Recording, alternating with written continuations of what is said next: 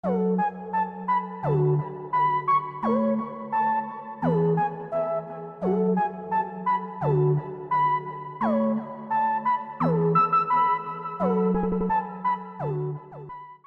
is up, everyone? It's Alan's Quest, and this is my very first Evolution of Combat guide, and we're going to talk about the ability bar today.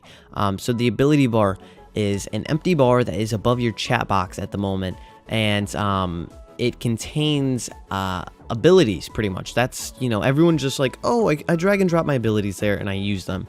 A lot of people also know about food and potions. You can put food and potions on this, and if you click that number or symbol, it will drink them or eat it. So yeah, but there are many items on screen I have that all do different things that I want to talk about. I'm going to talk about probably at the end of the video, but first let me dive in and explain the ability bar in depth. So okay, the ability bar, the very first thing I want to talk about is the bar that is the adrenaline bar.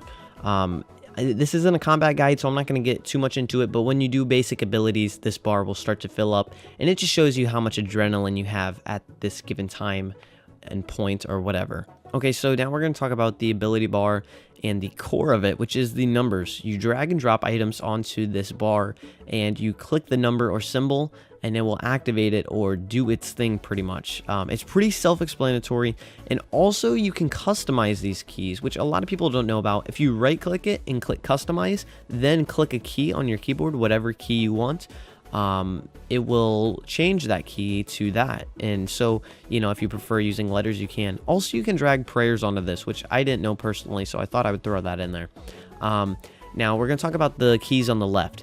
The lock key, it will lock all items on the bar, and so you cannot throw them away. And the trash can key, that you can just drag a thing to it and throw it away, or right click it and get rid of all of them. Now the number, the symbol on the right, that just allows you to have more ability bars. You can click up or down to see the rest of them. And so yeah, the minimize button is up in the right hand corner, and then the targeting button is on the left. So the targeting button, I'm just going to talk about this briefly. If you target a opponent or whatever, it will show up in your combat area what they're weak to and what their health is at.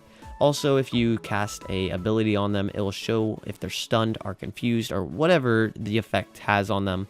So yeah, but now I'm going to talk about these random items. Now, for instance, I'm mining gold. You see that when I hold down that key, it will drop the gold automatically.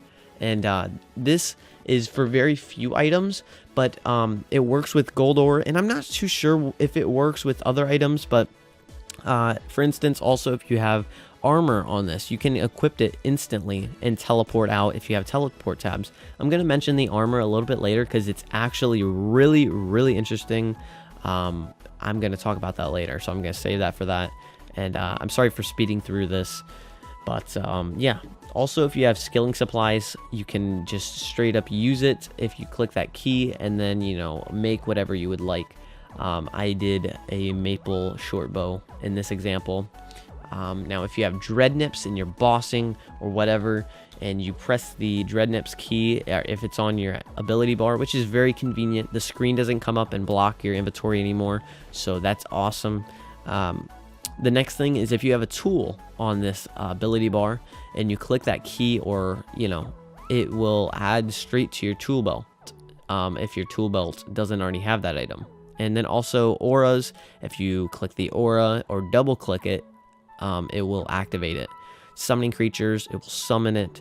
And then last but not least, the hood. If you have a wicked hood or any type of item similar to this, and you click that action bar key, it will bring it up. Which all these items are different in their own way, and they all do different things. Now, there's other things like spells, which are very common, and prayers are self-explanatory. Now, the last thing I really want to get to is the combat or the armor switching. Now, you can switch up to 4 items instantly in one game tick. Now, you can unequip them and equip them back on. Now, up to 4. If you try 5, it may not work. At least I couldn't get it to work. So that's pretty much my guide. And this is very, very, very quick. I'm sorry for going so fast, but I will be making more Evolution of Combat guides. coming soon. I'll have an annotation on screen if I have the next one up yet. And also go check out Activity Music, which is the awesome channel that provided us with this music. So I'll talk to you guys later, and peace.